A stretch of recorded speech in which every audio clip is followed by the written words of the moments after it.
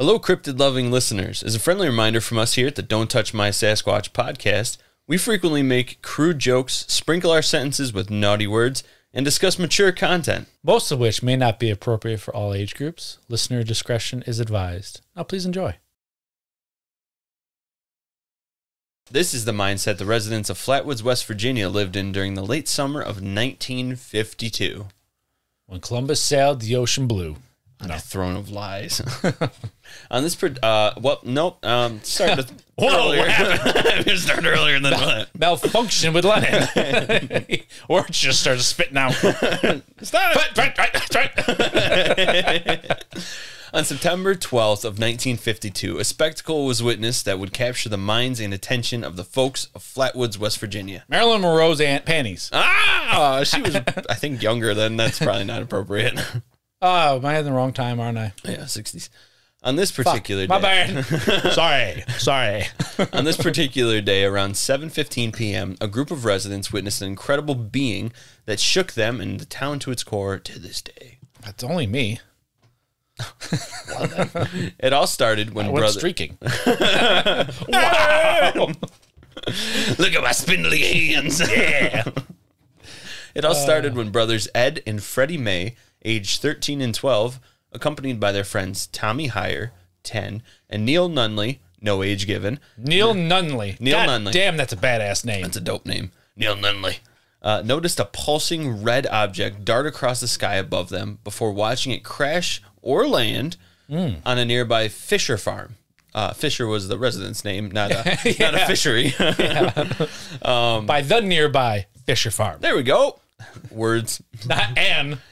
Sorry, I'm yelling a lot right now. Hey, it's all good. Got excited after the siren. Never recovered. Never recovered. The boys recalled the object to have been the size of a small house, they said. The boys, filled with excitement as to what it could be or what the crash site looked like, ran to the May brothers' mom's house. Hey, oops, sorry. I didn't mean to interrupt you, but I would be excited too if you thought you saw a meteor. Fuck yeah. You can sell those things for a shit ton of money.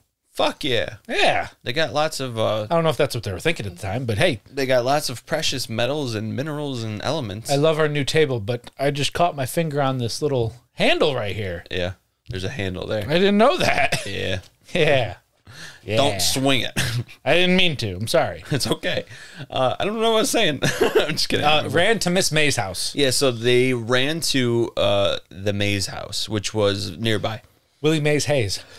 Willie Hayes Mays? There's Willie Hayes Mays. I think that's what it was. There's lots of names you're throwing at me that I don't know what you're saying. That's a baseball player. I like your funny words, Magic Man. That's goddamn right. I like your funny words, Magic Man. There it is. So they ran to the mom's house. Yeah. She was a single mom. I don't know why I did that. Sorry. Ting! You let the intrusive thoughts win. Sounds like a gong. They got a weird doorbell. You rang. So the mom's name was Kathleen. Just keep everything away from me right now. The mom's name was Kathleen. She was a single mother. Yes. She was apparently a badass by all accounts. Yeah. Yeah. She grew up in the town and lived there all her life. That made her a badass. It's a terrible town. So not a terrible town. Sorry. They lived on, their house was on the top of a hill. They were playing at the playground down the street. Yeah. So they made it there. At the Mays house was their cousin, 17-year-old National Guardsman Eugene Lemon. Eugene makes his appearance. Eugene's here. Patreon, if you don't know. There's a Patreon episode. It was? No. Ha! Lies. Sasquatch episode. Sasquatch abductions. Yeah. I was going to say that.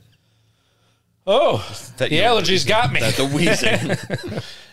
After filling them in on the matter, the boys sprinted their way to the top of the hill with Eugene, Kathleen, and Eugene's dog, Richie, in tow to get a better vantage point to see the wreckage and pinpoint its location. That's right.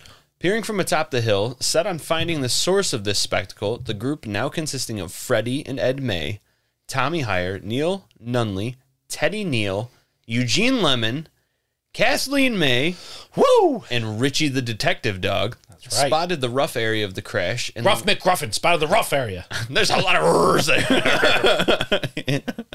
Is that the case? spotted the area and headed in that direction to investigate. As they approached the area of the farm where the wreck occurred, they noticed protruding from the side of a hill at the edge of the farm the object now glowing orange and sticking out of it. A carrot. A carrot.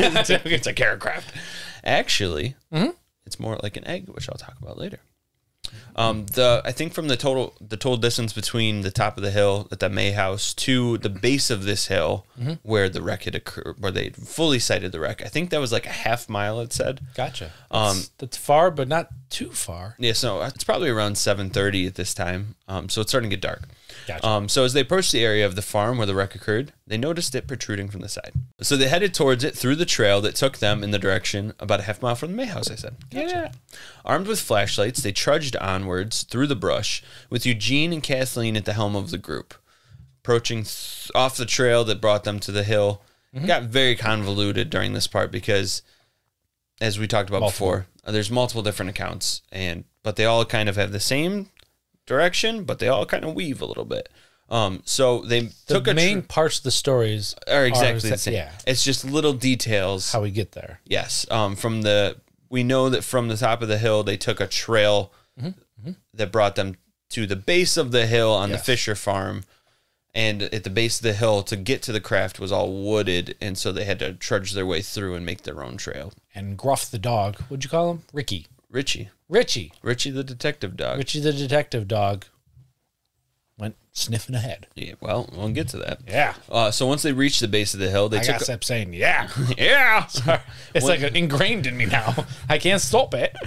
Once they reached the base of the hill, they took a moment to assess the situation. Yeah. The group would now have to walk. I'm really not doing it on purpose, I say. Oh, man. The group would now have to walk through the wooded brush area to reach the site. Eugene and Kathleen blazed the trail onward ahead of everybody. Yeah, they had their machetes and ching, ching, ching, ching. Not really, not at all, actually. It was a clean trail. It was, sort of. Maybe. Who knows? Who knows? By the time they were around 50 foot from the site that they estimated, yes, sir, they encountered a thick, hazy mist in the area that reportedly burned their eyes and noses. Yeah. It was at this point that Richie, the detective dog, decided to run into the mist toward the object, barking and screaming the Miranda rights, which were not yet put in place. Right. Well, he was ahead of the game. He's just way ahead of the game. He was way ahead. He's like, I'm here for citizens' rights. Damn right. But a few seconds later, he returned with his tail between his legs. Fuck that shit. He said, fuck that shit, not for me. You guys got this one. Yeah. Back up! Well, the dog didn't like it. Let's go. Yeah. I said, yeah. Yeah. Well, nope. Yep. Nope. So he came back. When they were able to get a glimpse of the object, they said it was shaped like an egg and it was buried nose first into the side of the hill. Richie was really hoping to get that DWI conviction. Absolutely. That's why he tagged along even after running away. It's like, I got this, guys. Hold on. I got my courage back. This will give me a promotion. Soon, I'll be Captain Richie. Captain Richie. I did the thing we do where I just repeat the joke. It's okay. We both do that. It was around this time that they heard strange noises emitting from the egg craft. Cuckoo! Cuckoo! As they got closer. Cuckoo! That's what you did. Yes, that is what I did. Oh, man, they heard the strange noises. As they were looking at the object, they suddenly heard a nose. They heard a noise behind them. Who was that? God damn it! Richie! Oh, as they all turned with flashlights darting around in search of the noise's origin, one of them shouted, "Look, at the tree!" Look at the tree. I just did what you do. That was when they finally spotted it. The Flatwoods Monster. Roll credits. All right, that's it. We're done. There, floating in front of them, was a creature or a thing that was around 12 to 15 feet tall, but by some accounts say 10 to 12 or 10 to 15. Either way, it was a tall motherfucker. Once again, we come to the crossroads of when you're looking at something, can you really tell how tall it is? They said they used the tree. They said they used the tree around it as a marker. I'm not criticizing them. I'm just saying all these different accounts of how tall it is. Yes. I get why it'd be a couple feet difference. Yes. Either way, 10 foot at the lowest point they estimated is still a big fuck. You get me, dude. you get me, Yeah. get you. I'm me. We'll get Orion, and we'll get you guys, and we'll all individually see something and just guess its height. And I bet you we will not have the same fucking height. Yeah, that's true. That's true. But hey, let's all criticize the fact that they have different heights. Yes. Yeah, anyways. Sorry. I hate that. He's passionate about heights. I love heights. It's a great thing. Oh my god. Well, this tall motherfucker, Yeah. They said it seemed to sway left and right. He was dancing. They noticed it was floating, so it was maybe like Dancing hovering. and farting. Dancing and farting. That's what the best was. Well, it wore what they described as a long dress. Some accounts say that it was metallic. Some say it was like a cloth. But it was more of a dress in the shape that it was like a covering that didn't have appendages that, Yes. slots for appendages. Yes.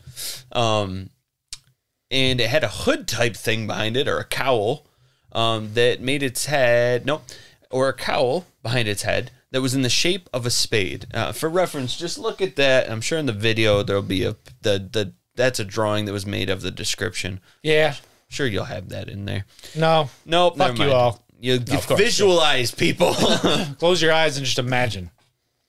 Now, its head was one massive red circle. Yes. Just a big red circle.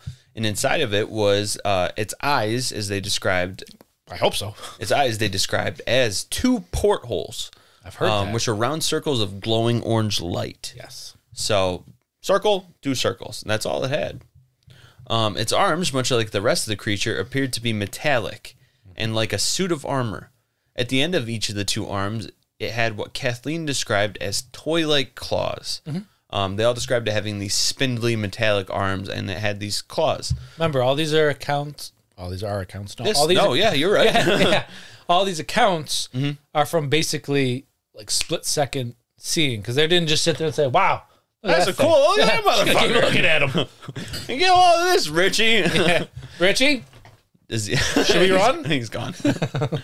As it floated, as it was floating there, it all of a sudden started floating towards the group. And about this time, Eugene said, check, please, and dip the fuck out with the rest of group in tow. Yes. Now, one account said that he noped the fuck out of there by turning tail and fucking pushing everybody aside. get out of my way, bitches. Get the fuck out of here. And then everybody followed. And everyone followed behind him. They're like, oh, he's leaving too. I guess we'll go. And then one account that I read said that he fainted. Yeah. And then everybody decided, yep, that's it. We're gone. Yeah. And scurried. One account I read said that Eugene claimed that, nope, not Eugene didn't claim this. I guess one of the kids that knew some of the kids in school said that one of the kids admitted that he, I think, pissed his pants in fear. I saw that. thing. Yeah. Which, fucking Christ, I mean, wouldn't blame him. I'm trying to imagine. You got a big, yeah, I'd probably piss my pants in fear too if I had to pee, of course. Right. I'm not just going to randomly be like, I got to pee. Or, I got to pee. If I had to pee, I'd just say, I gotta take a piss. Thanks know for what? stalling. yeah, he was getting a drink. I was getting a drink. I was I doing got my a best, and then I got tangled. Wet my whistle. I got tangled. I got tangled. So it started lunging towards them, and they all dipped out. What? What, punk? What? Yeah. So the group raced back to the house, all in shock and disbelief of what they had just seen. Yes, they did.